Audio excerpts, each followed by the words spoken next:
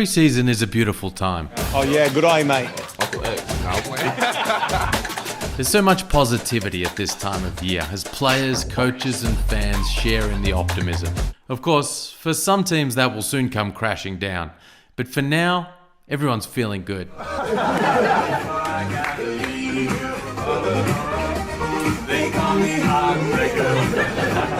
The other cool thing about pre-season is that it's all the great unknown. While the regular season delivers answers, there are far more questions at this time of year. With that in mind, here are 15 burning questions for NBL 23. Terry Stotts is big, little show and go, rumbles down the lane for Baines, who goes boom! Andrew Bogut, Matthew Dellavedova, and now Aaron Baines. One by one, the golden era of Aussie Boomers are coming to the NBL. This year, it's the Bullets that get to roll out the big name. The big banger.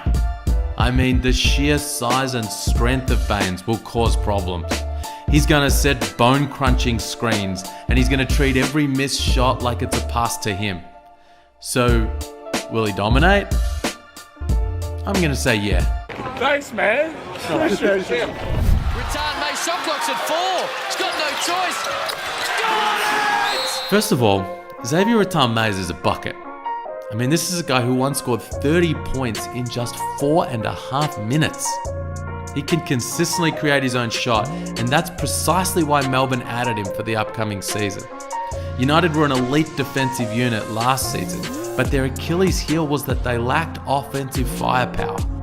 When push came to shove in the playoffs, that lack of scoring depth came back to bite them. Agata, all the time in the world. Misses, offensive rebound, Dellavedova. Agata this time, no good. Enter XRM, who will pair with Shea Yili to form a dangerous point guard combination. The question is, how well will he fit alongside Melbourne's other scoring threats? I don't know, maybe Dean Vickerman should add Connor Henry to his coaching staff. You over dribble. You've over dribbled. You've over dribbled. You've over dribbled. I've over dribbled. We'll see. That could become an issue when scorers like Chris Golding and Rajan Tucker need the rock. Seconds play, opening term action. John Riley with a chuck shot and he knocks down the three. Oh, there's plenty of excitement out west about the arrival of John Riley. The former NBL showman is Perth's new head coach, and he's bringing a renewed focus on defense and rebounding. That, of course, is kind of funny because although he was a superb rebounder for a guard, Riley was a scoring machine back in the day. It's okay. Not all teams take on the style of their coach.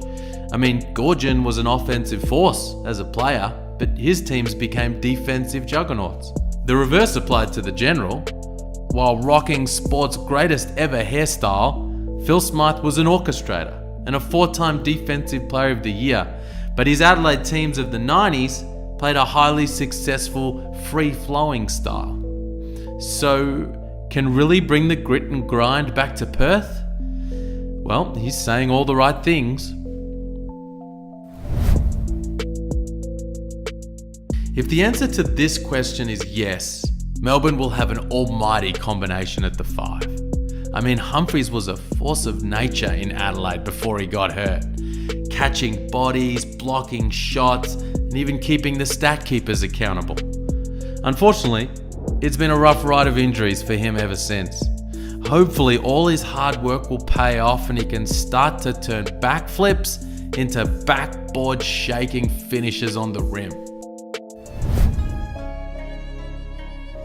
With Brian Goorjian at the helm, the Hawks made the finals in each of the past 2 seasons. Unfortunately, the great man has bounced and there's an under new management sign hanging in the gong. Goorjian's longtime understudy, Jacob Jackamus, has been handed the reins and, geez, they are big shoes to fill. As are the kicks of this guy, and this guy. That's a whole lot of departures to manage across one off season, and the task falls to Jackamus to steer the Hawks through. Qual stepped out in his first pro season and knocked down triples in record numbers. The thing is, last year he was one of the only Taipans who was a genuine perimeter threat. Adam Ford knew it, and the Cairns coach spent the off-season driving across the Nullarbor and recruiting guys who can knock it down. So can Qual continue his rides towards stardom? Or does he suffer the dreaded sophomore slump while getting lost in the crowd?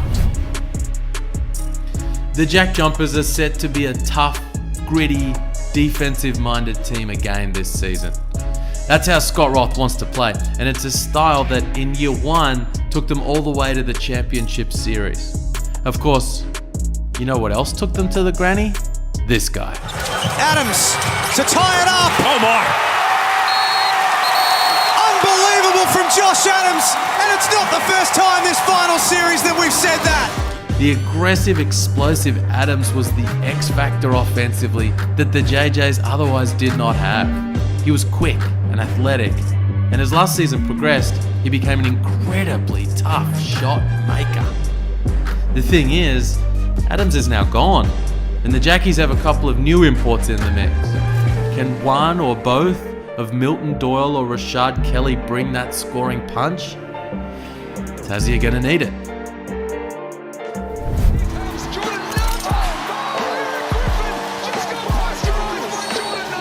Yes, they will, and what a glorious thing that's gonna be. After 2 grueling seasons stuck on the road, the Breakers are going to make their long-awaited return to Spark Arena, and that place is going to go off.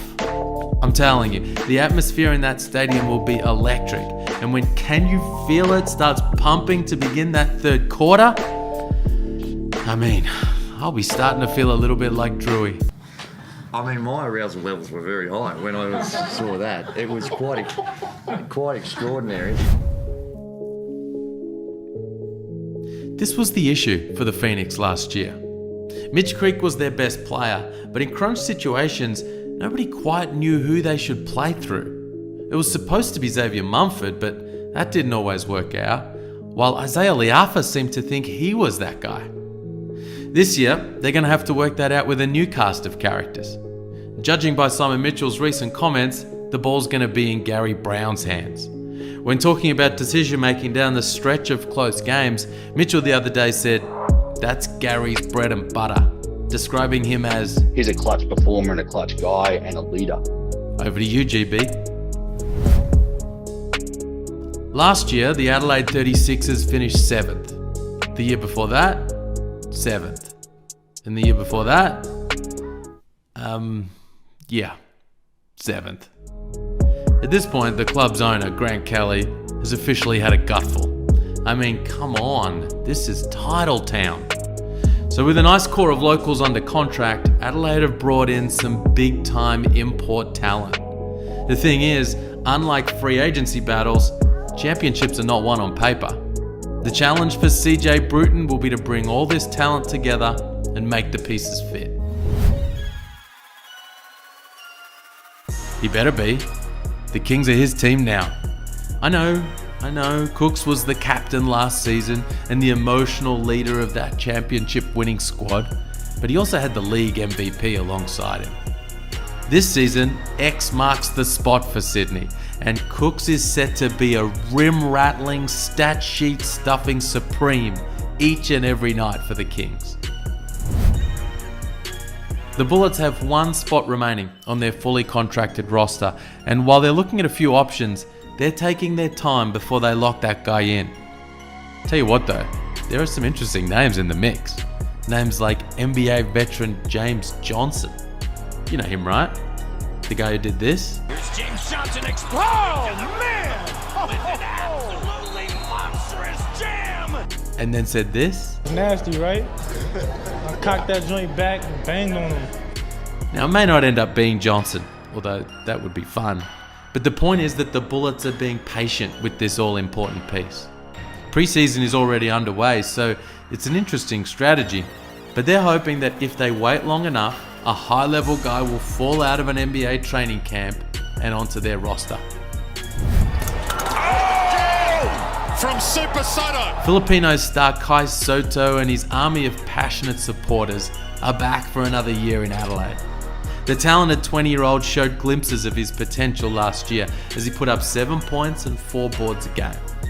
Offensively, he's an ever-present lob threat, while down the other end, his 9'2" standing reach allows him to do things like this. Sotto needs to get stronger, no doubt, and his ability to move laterally needs to improve.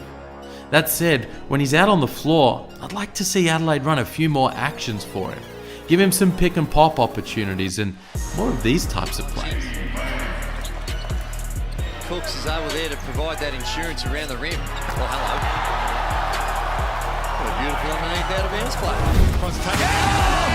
Beautiful to watch. William McDowell right for the break. Show that replay. I am. Jump on board, baby. We're stopping all stations.